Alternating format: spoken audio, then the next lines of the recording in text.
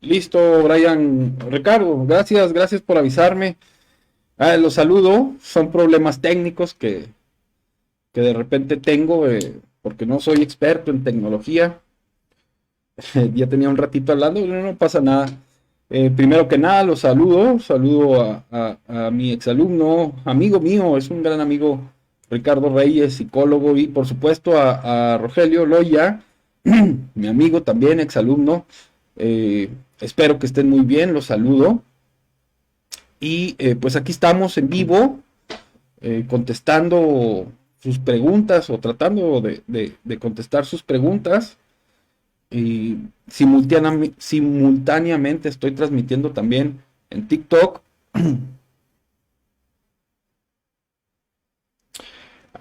Así que si me ven en TikTok, los invito a seguirme en Facebook, en mi página de Rangel y Asociados. Y si me ven ustedes están viendo a través de Facebook, los invito a seguirme en mi cuenta de TikTok, también Rangel y Asociados. Este, bueno, les estaba comentando ahorita que no me escuchaban ustedes, tristemente. Eh, Les comentaba que quería platicarles sobre una tesis de jurisprudencia que salió publicada hoy en el Semanario Judicial de la Federación, que la jurisprudencia no es otra cosa sino la interpretación que la Corte le da a las leyes y por tanto los abogados debemos estar al tanto de ello porque los tribunales que finalmente son los que deciden en los casos tienen de cierta manera la obligación de seguir las pautas que nos está dando o la interpretación que nos está dando la Corte. Entonces, les decía que este es un tema bien recurrente en el despacho y que no es otra cosa que me suelen preguntar, bueno, licenciado, yo ya pago pensión alimenticia. Sin embargo, me parece que no todo el dinero que pago se utiliza en el menor. Entonces, pretenden mis clientes que estemos solicitando a la madre de sus hijos que rindan cuentas respecto del dinero que pagan como por concepto de pensión alimenticia, ¿no? Y ya salió una tesis donde aclara que esa no es una obligación por parte de la madre o bueno, por parte del progenitor custodio, es decir, del papá o mamá que se queda con los hijos. Recuerden que hoy en día no forzosamente es la madre quien se queda con los hijos, eh, sino que se tiene que observar el interés superior del menor, es decir, tenemos que ver qué es lo que más le conviene al niño o niña, vivir con papá o vivir con mamá. En base a eso, o con base en eso, más tomando en cuenta su opinión, sí, ojo, tomando en cuenta, no quiere decir que vamos a hacer lo que él diga, pero sí hay que tomarlo en cuenta, porque es un derecho de los menores, es con quien va a vivir, ¿sí? Con el que viva, este tendrá la obligación de permitir las convivencias con el otro padre, siempre y cuando no resulte un peligro para él, y el otro tendrá la obligación de pagar alimentos, de pagar una pensión alimenticia. Entonces, dicen, bueno, yo ya pago esa pensión alimenticia, ¿qué puedo yo hacer para, para asegurarme de que cada peso que yo estoy dando se utilice en mi hijo? Porque entonces, pues lo que se solicita por parte de estas personas o lo que quieren es que se rindan cuentas, que se esté rindiendo cuentas. Hoy la Suprema Corte dice, no, esa obligación de estar rindiendo cuentas a cada vez que se le antoje al otro padre, pues no resulta, eh, vaya, no es legal, ¿sí? No es una obligación de ninguna parte del Código Civil, se establece o se puede ver que tenga que estar rindiendo cuentas a cada rato, ¿no? Eh, sí con respecto de otras cosas, pero la obligación de estar rindiendo cuentas no existe. Ahora bien, lo que yo siempre les he dicho, sin necesidad de que la Corte haya resuelto sobre ese caso en particular, es que aguas porque pudiera no ser conveniente, ¿eh? Si una persona llega a demostrar, o sea, por usted estar pidiendo cuentas a la madre de sus hijos, y estar usted pide y pide cuentas, el juzgador podría darse cuenta que la cantidad de dinero que usted aporta no es suficiente y pueden llegarle a aumentar la pensión alimenticia. Entonces, yo la verdad desde siempre que me lo han pedido mis clientes, quienes no se quedan con los menores y que después quieren quedarse con los menores, eh, yo siempre les he dicho, no, cuidado, tenga usted una estrategia legal que le permita conservar un porcentaje, porque aun y cuando el porcentaje sea alto, el porcentaje que pudiera llegar a estar pagando de pensión alimenticia, lo cierto es que pues, y quien tiene hijos se lo va a decir, no es suficiente. Siempre el progenitor custodio termina poniendo más dinero. Bueno, no siempre, no, habrá sus excepciones, por supuesto, pero yo digo, la normalidad así es. Entonces, si está usted pide y pide cuentas, pudiera llegar a suceder que el juzgado se dé cuenta que no está usted aportando lo suficiente. Entonces, ¿qué va a pasar? Pues va a pasar que le van a exigir una pensión alimenticia más grande y acuérdense que ese tipo de situaciones no causan estado, es decir, cada vez que se necesite más o que en sí que varían las condiciones tanto del deudor como del acreedor, es decir, tanto del menor como de sus papás, puede variarse y podemos iniciar un nuevo juicio. Entonces, cuidado con estar pidiendo cuentas y bueno, el día de hoy la corte, eh, no sé si salió a través de la corte directamente, de alguna de las salas o de los tribunales colegiados, pero en fin, hoy el Poder Judicial de la Federación indica pues que no es viable estar solicitando cuentas cada vez, ¿no? Estar solicitando que les rindan cuentas. Entonces, mucho cuidado con eso, porque puede salirle contraproducente esa situación. Aquí dice, a mí me demandó y tiene 17 años y tengo otros 3. Este, bueno, dependiendo de dónde me esté usted escribiendo, pero tome en cuenta una situación, ¿eh? La pensión alimenticia se calcula en base a las necesidades del acreedor y las posibilidades del deudor, es decir, las necesidades de los niños y las posibilidades de sus padres. Entonces, evidentemente, si usted tiene más hijos, aquí lo que sucede es que sus posibilidades decrecen. Entonces, usted puede llegar a solicitar un decrecimiento, es decir, que le rebajen esa pensión alimenticia. Eh, por supuesto, les recuerdo, tanto para ustedes en TikTok como para ustedes en Facebook, que es necesario que ustedes visiten a un abogado en su oficina para que les dé una asesoría personalizada.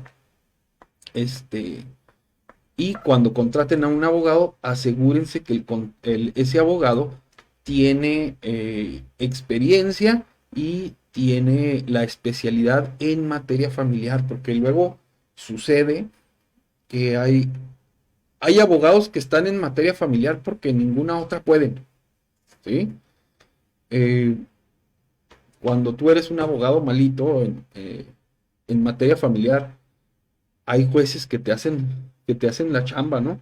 Entonces, la verdad es que en materia familiar hay muchos abogados que no son expertos en materia familiar, pero aquí andan porque de cierta manera creen que es muy sencillo y luego se vienen los problemas, ¿eh? De hecho, hoy tuve una situación así, una consulta en el despacho, donde me dice, oye, pues el abogado que traigo es fulano de tal, y no, pues no, vengo a contratarte a ti, porque ese abogado ya, pues no veo por dónde la puede hacer. Y casualmente es un abogado que le encanta la política, entonces tiene siempre puestos de gubernamentales, etcétera, etcétera, etcétera. Y cuando pierde esos puestos gubernamentales, pues se dedica a litigar, porque de algo tiene que vivir y desgraciadamente pues no es experto en derecho de familia, yo lo conozco y sé que no es experto en derecho de familia y entonces vienen este tipo de situaciones donde pues sus clientes no quedan muy contentos. Saludos a Aime Estrada, otra exalumna y amiga que ya es abogada, entre otras mil cosas, ¿no? Saludos, Aime, para ti. Entonces, cuando ustedes tengan dudas sobre materia familiar, consulten a un abogado especialista en materia familiar que se dedique directamente a la materia familiar, ¿sí?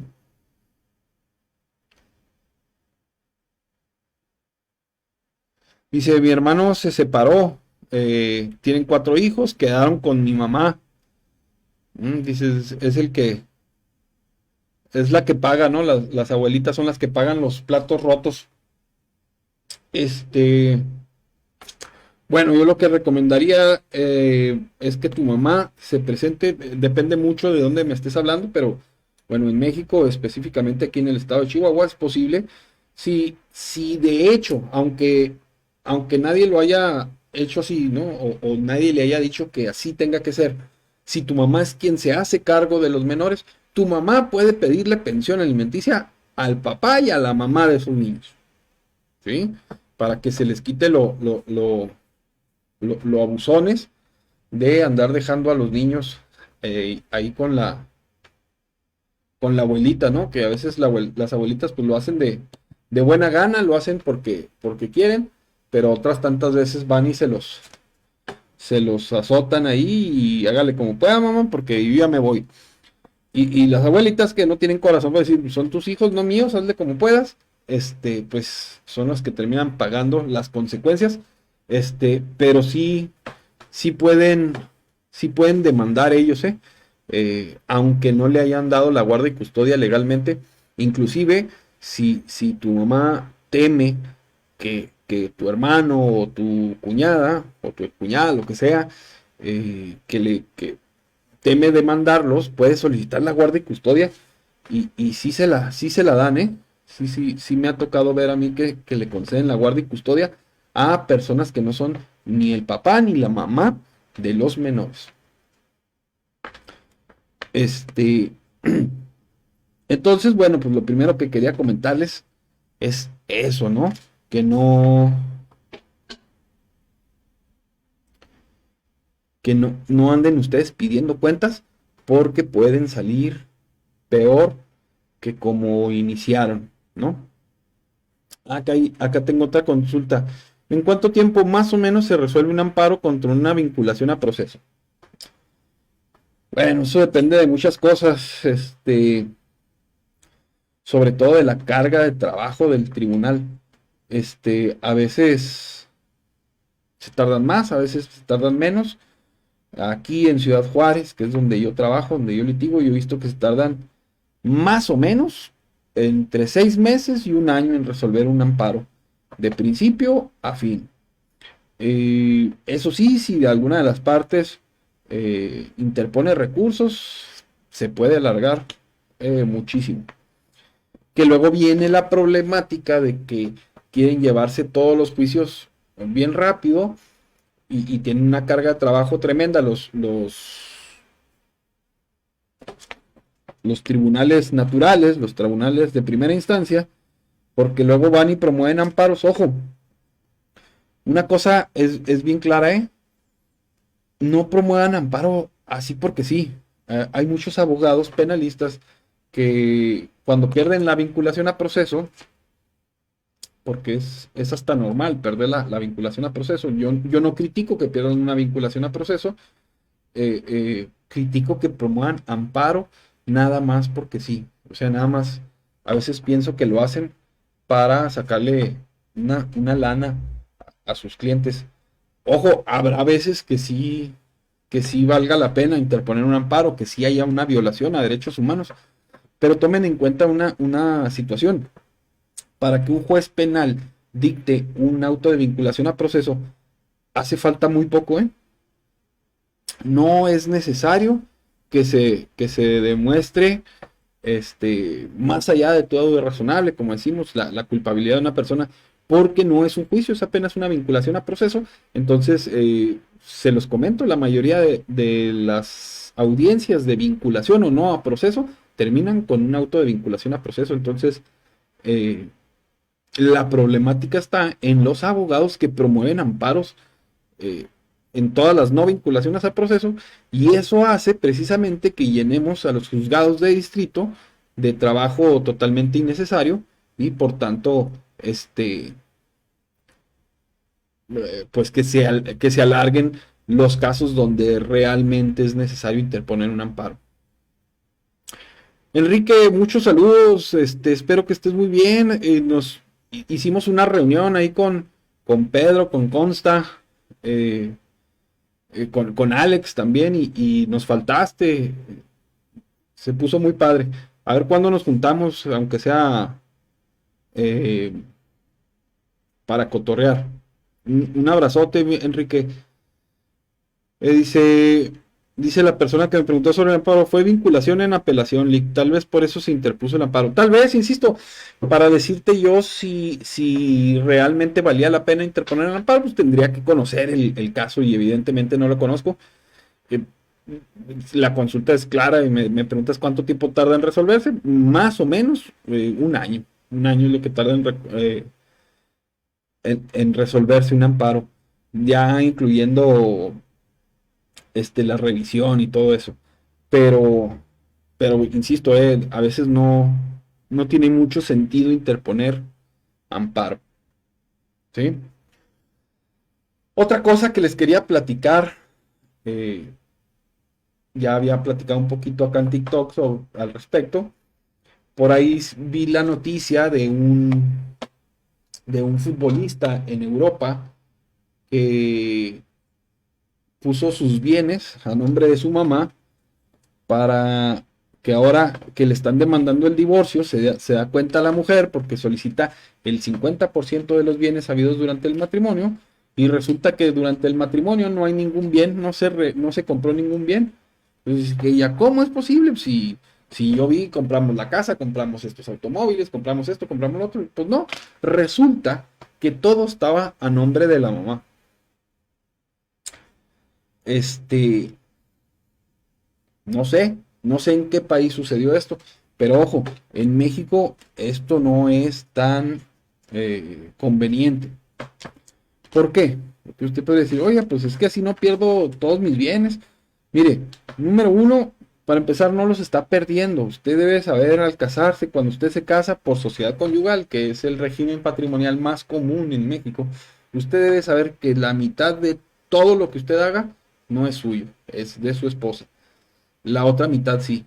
Igual sucede, ¿no? Que la mitad de lo que haga su esposa, la mitad es suyo, pero si en una relación donde el que hace el dinero es el hombre y la mujer pues, se dedica al hogar, debe de saber desde un principio que todo lo que usted esté haciendo de bienes, de dinero, la mitad le corresponde a ella. Entonces, para empezar, el primer error es verlo como que va a perder lo suyo. Ojo, usted no va a perder lo suyo, usted va a perder lo que ya no era suyo. En primer lugar. En segundo lugar, esto va a ocasionar que su señora, que su esposa todavía, a la hora de quererse divorciar, solicite una pensión alimenticia, porque la va a dejar usted sin bienes. Al no tener bienes, y máximo si ella se dedicó preponderantemente al hogar, es decir, no importa que no haya sido nada más al hogar, basta con que haya sido o se haya dedicado preponderantemente, o sea, principalmente al hogar, le va a pedir una pensión alimenticia, que va a ser una pensión alimenticia de miedo, porque si usted gana un salario de miedo, como es el caso de este futbolista que gana miles, si no es que millones de euros, la pensión alimenticia va a ser muy alta, y usted mismo lo está provocando. Por otro lado, si usted le deja sus bienes, porque ojo, metas en la cabeza que son la mitad de los bienes que usted haga, ya son de ella.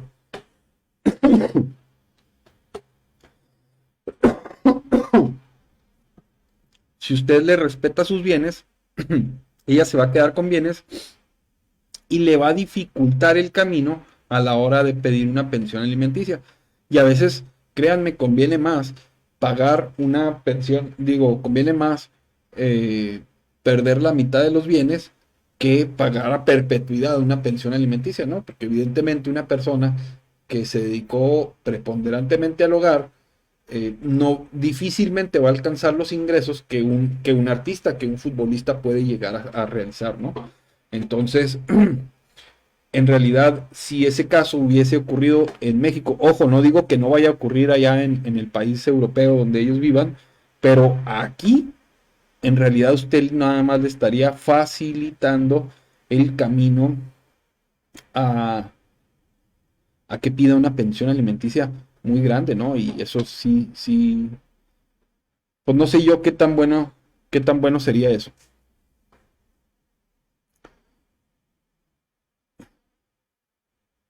Me preguntan acá también que qué futuro le encuentro al Registro Nacional de Obligaciones Alimentarias. Uh, es una locura esa situación. ¿Por qué?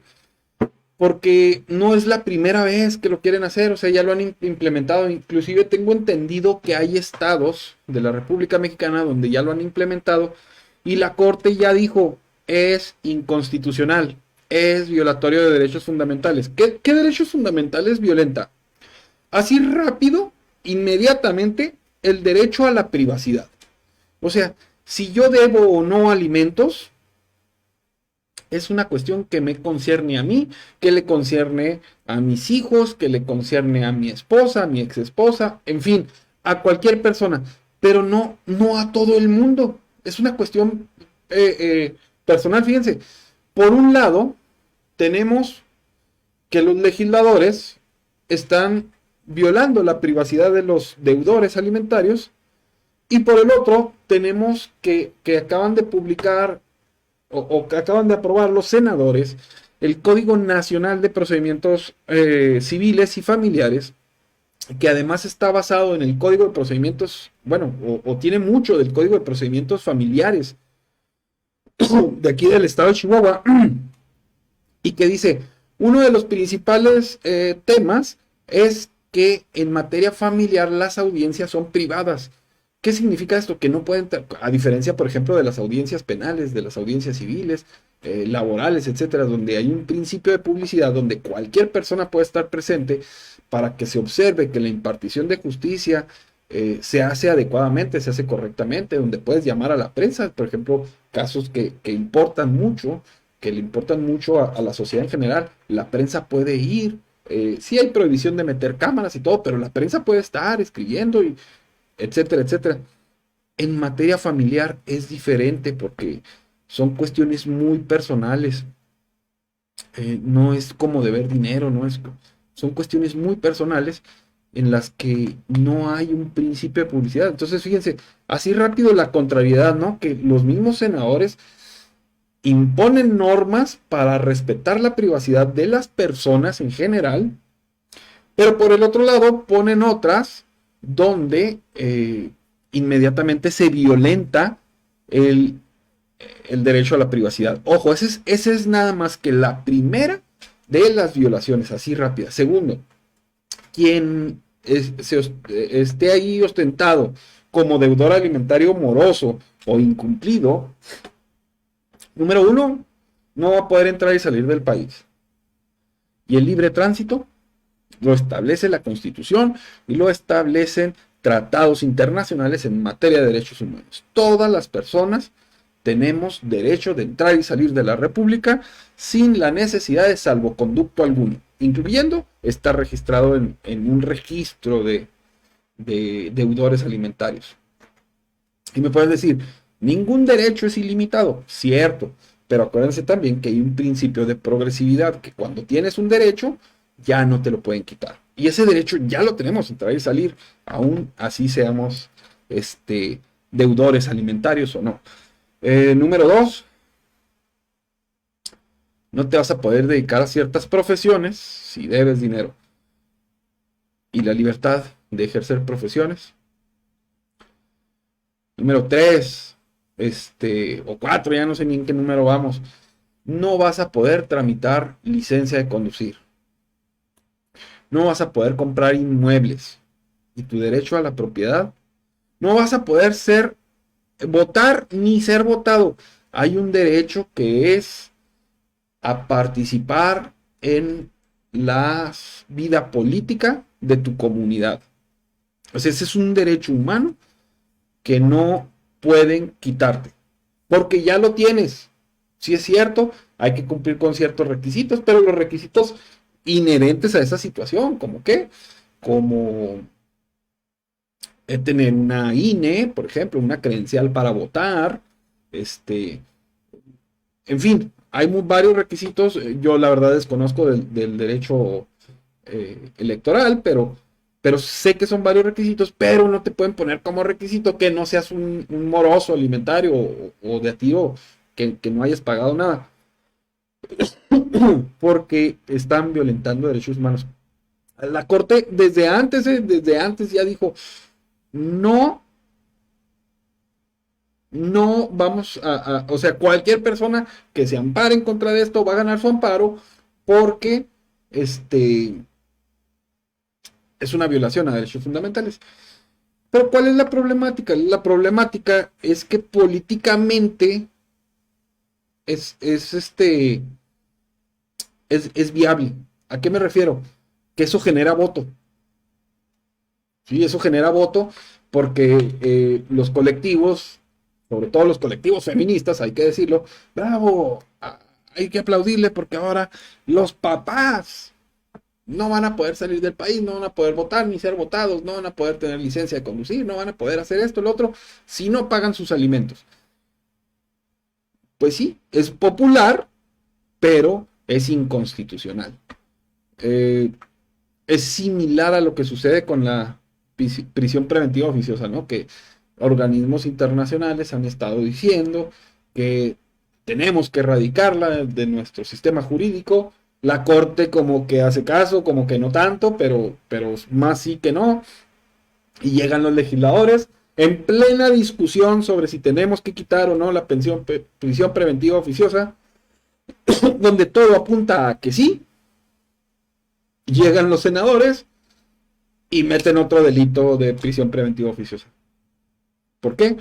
Porque políticamente está, o sea, es aceptado políticamente. Jurídicamente hablando, pues no funciona. Ahora, habrá que ver qué puede más, el peso político o el peso jurídico. Tristemente, creo que va a ser más el peso político que el jurídico. Dice, Lick, yo estoy casada en México, mi esposo es residente en Estados Unidos, vivimos aquí, nunca hemos trabajado, quiero algo. Bueno, es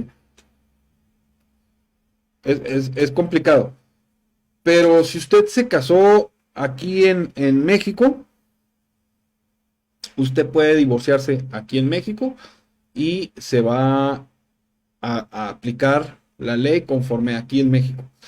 Si usted solicita el divorcio en Estados Unidos, también se lo pueden conceder.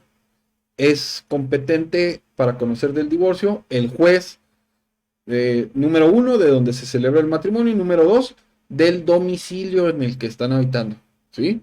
Eso sí, le recomiendo que contrate un experto en derecho de familia y un experto en derecho internacional, porque tendrán que hacerse homologación de sentencias, ya sea que ustedes decidan divorciarse aquí y la repartición de bienes se haga aquí, o bien que lo haga usted allá y lo tenga que venir aquí con las autoridades mexicanas a tramitar su divorcio. Eso sí, si decide hacerlo en Estados Unidos, le aseguro va a ser mucho más caros.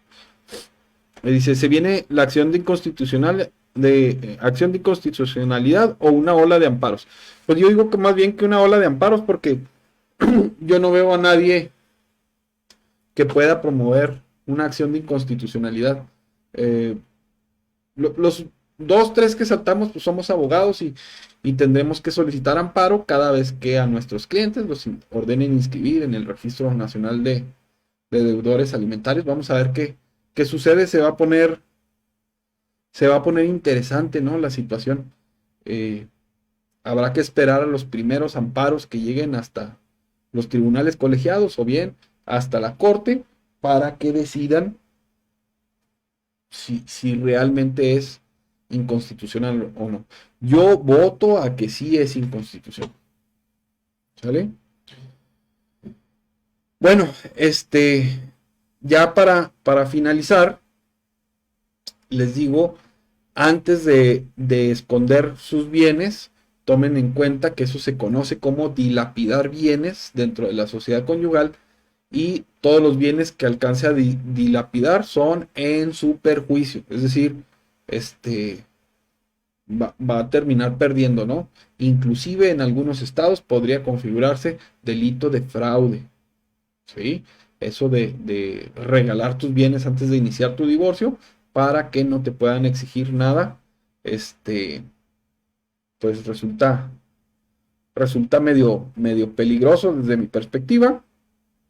Entonces, yo no lo recomiendo que haga.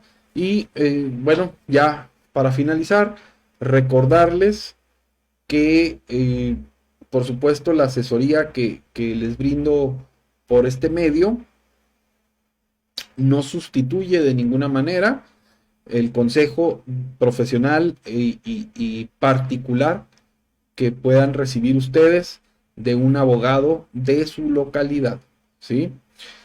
Por mi parte, me despido, les dejo a todos ustedes mis datos de contacto. En Facebook, en mi perfil personal, me encuentran como Emanuel con dos M's, Emanuel Rangel. La página de mi despacho es Rangel y Asociados. En TikTok, me encuentra también como Rangel y Asociados. Me puede escribir a rangelavalos.e@gmail.com. Me puede mandar WhatsApp o mandar mensaje al 656-556-9341, donde con mucho gusto les vamos a recibir. Y ahí pueden hacerme cita también si quieren verme. En YouTube también tenemos un canal de YouTube, búsquenme como Rangel y Asociados también, y donde subo los videos que realizo en Facebook, los en vivos, después los descargo, tiempo después, y los subo allá para que queden a perpetuidad. Sin más, me despido de todos ustedes, me ha dado gusto estar aquí con ustedes, me ha dado gusto que me hayan acompañado durante estos minutos y pues no me resta sino desearles a todos ustedes. Antes de despedirme, si les gusta el contenido que yo creo para ustedes, si les gusta la asesoría que les brindo, les pido encarecidamente que compartan estos videos con las personas pues, que se encuentran cerca de ustedes. En fin, sin más, me despido de todos ustedes. Les agradezco que hayan estado aquí. Yo ya me retiro porque el día de mañana tengo clases temprano en la Adela de Cornejo y pues tengo que ir. Por lo pronto me desconecto de TikTok. A ver, no sé ni cómo le voy a hacer.